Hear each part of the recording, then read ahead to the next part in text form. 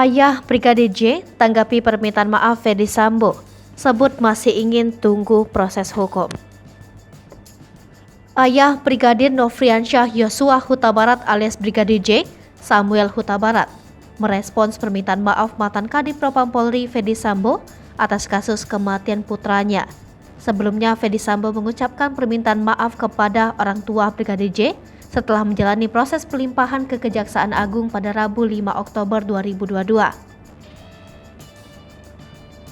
Menanggapi hal tersebut, Samuel Huta Barat mengatakan, selaku umat beragama memang ada ajaran untuk saling maaf-memaafkan. Meski begitu, Samuel Huta Barat masih ingin menunggu proses hukum.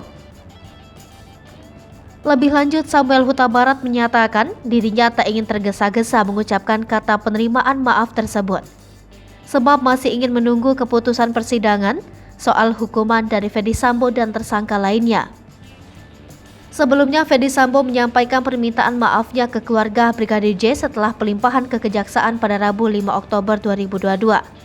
Dalam kesempatan itu, Ferdy Sambo juga mengungkapkan penyesalannya.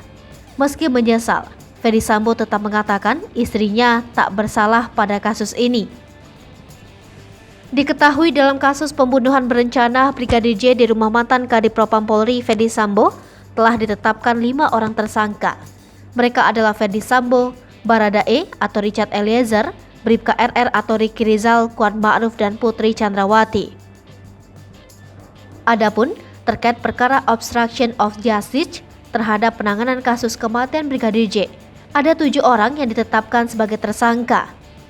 Ferdy Sambo menjadi tersangka dalam 2 perkara tersebut. Kini, para tersangka dan bukti kasus Brigadir J telah dilimpahkan ke Kejaksaan Agung Jakarta. Total tersangka yang diserahkan terkait kasus tersebut adalah 11 orang.